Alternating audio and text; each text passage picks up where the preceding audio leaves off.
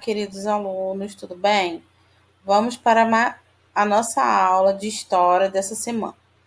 Então vamos lá. Nós vamos falar sobre direitos e deveres dos cidadãos. Nesse capítulo, você vai estudar a conquista de direitos no Brasil e em outras partes do mundo. Também vai conhecer a importância desses direitos na atualidade e do respeito entre as pessoas e as diversas comunidades. Então vamos lá para a próxima página 20.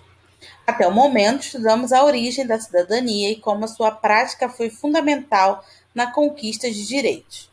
Essas mudanças não aconteceram rapidamente. Foram necessários muitos anos e vários acontecimentos históricos para que uma série de conquistas fosse alcançada.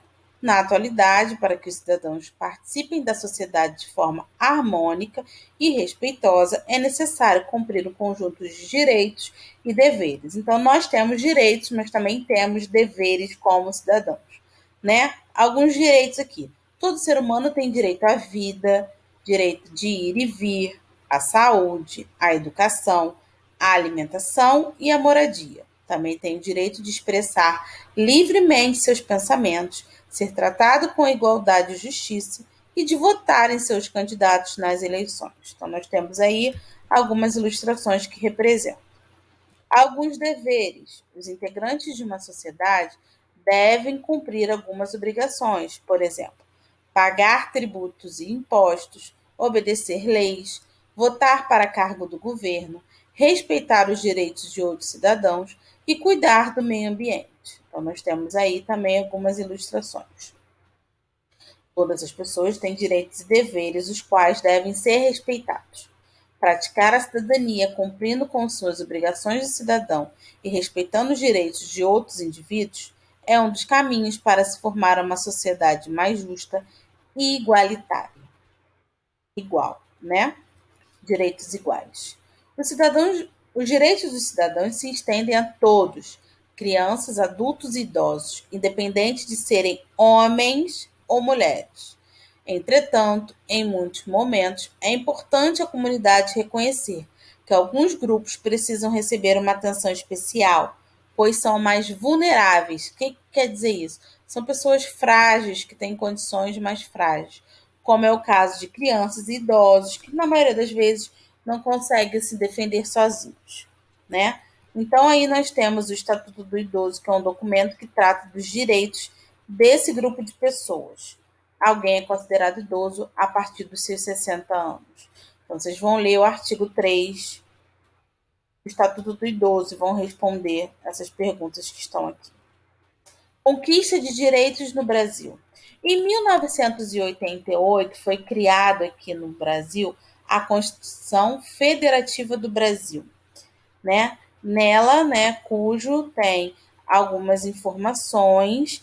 Ela foi inspirada na Declaração Universal dos Direitos Humanos, que foi produzida em 1948. Então, a gente estudou lá naquelas ideias, lembra? Anterior, falando sobre liberdade, igualdade e fraternidade lá na França. Aí nós temos a capa da Constituição República Federativa do Brasil, de 1988. No Brasil, um longo caminho precisou ser percorrido até que toda a população tivesse acesso aos mesmos direitos. Quando foi conquistado o direito ao voto em nosso país, apenas homens com mais de 21 anos e alfabetizados tiveram acesso a esse direito, podendo, portanto, escolher seus representantes no governo. Com o passar do tempo, várias pessoas se manifestaram para ter o direito de votar. Berta Lutz foi uma dessas pessoas, e ela se manifestou sobre essa questão, defendendo o direito de que as mulheres também queriam votar, né? Berta divulgou panfletos defendendo o voto feminino. Essa conquista foi alcançada em 1932 durante o governo de Getúlio Vargas. Aí nós temos aí algumas fotos dela, né, que foi utilizada para lançar panfletos em apoio ao voto feminino no ano de 1927. Ali, em 1932, as mulheres conquistam o direito de votar no Brasil. No decorrer do tempo, outros diversos direitos foram alcançados, como os que regulam as relações de trabalho. Um exemplo nesse caso é a licença maternidade, ou seja, o direito que a mãe tem, trabalhadora, se ausentar do seu emprego para cuidar do seu filho recém-nascido. A mulher pode ficar durante 4 meses em casa, deve ficar durante 4 meses para alimentar e cuidar do seu filho. A gente chama de licença maternidade.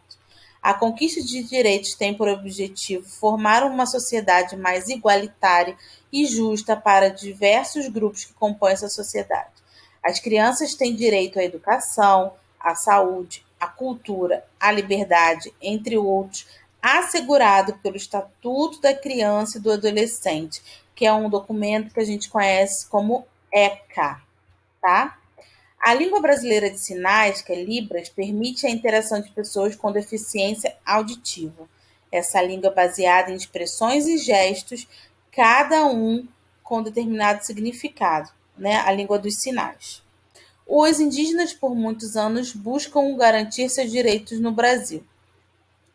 A Constituição Federativa do Brasil, em 1988, reconhece o direito de os indígenas manterem a própria cultura e as terras por eles habitadas.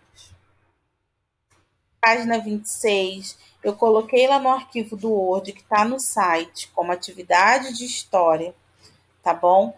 Uma pesquisa já explicando quem são os quilombolas, né, quais direitos eles têm. Vocês vão precisar ler, resumir e colocar aqui na letra A e na letra B. Quem está com dificuldade de acessar a internet, já tem lá um pequeno texto explicando. É só ler, interpretar e responder aqui. Número 2 é um trecho de um jornal publicado em 3 de outubro de 2014. É só ler também e interpretar o que fala essa reportagem sobre o voto feminino, tá bom? Um beijo e até a próxima aula. Fiquem com Deus.